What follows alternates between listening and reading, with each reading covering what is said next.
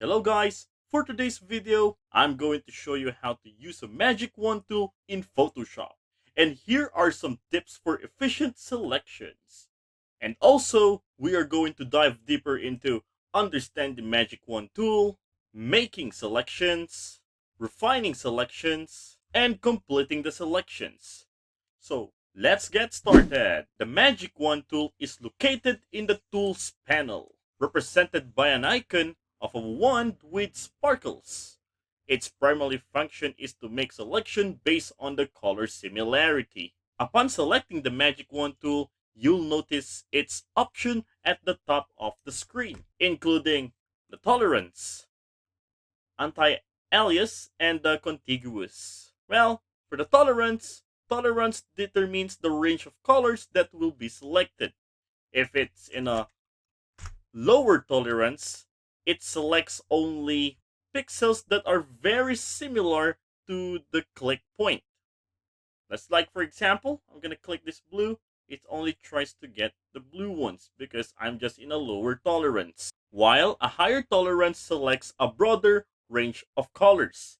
So another example here, I'm gonna set the tolerance to around 90 or 90.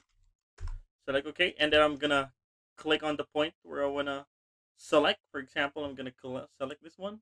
By looking at this color, it has the blue and the white amount of color. So if I click it, I almost get the blue and the white color of the sky. For the anti-alias, anti-alias smooths the edges of the selection for more refined appearance, and contiguous limits the selection of adjacent pixels of similar color within the image. So be sure to take these ones for a better and smooth result. For the next step, now let's demonstrate how to make selections using the Magic Tool Wand. First, select the Magic Wand tool from the Tools panel. By the way, for the shortcut key of it, you can just press W. Now, let's adjust the tolerance level based on the color range you want to select. So for example, um, my plan here is to select this flower. For selecting this flower, we need a higher tolerance here because the petal of the color has a darker and a brighter yellow part. So let's set the tolerance to 80. Now, I'm going to click on the area that I want to select within the image. So for example, this once I click it, I almost select all the part of the flower.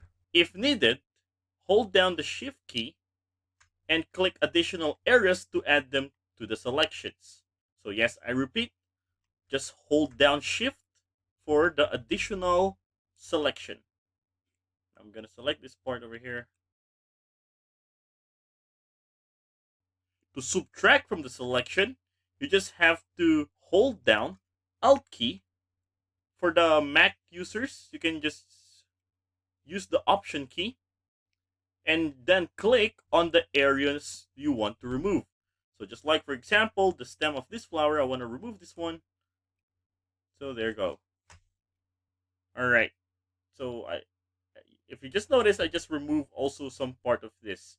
Why? Why did we do that? Because I'm using a higher tolerance. All right. So I'm gonna undo that part, and I'm gonna lower the tolerance here.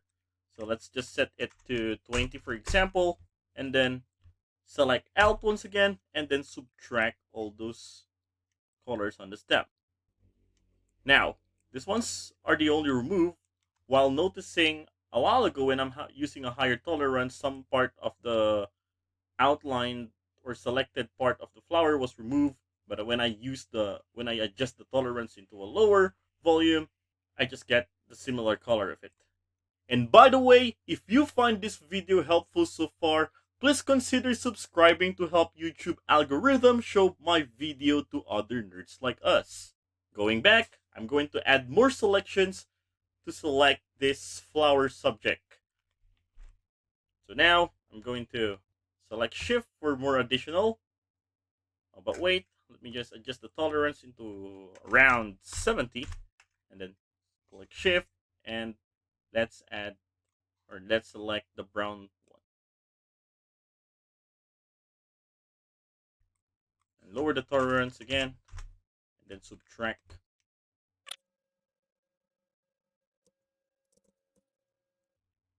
And now I'm done selecting our subject. After making selection, you may now need to refine it for a better accuracy.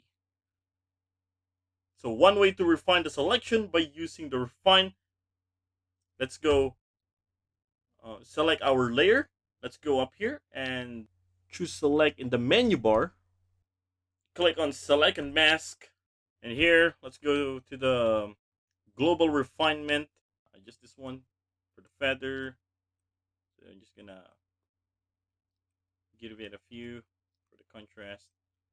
A few as well for the refine for the shift edge.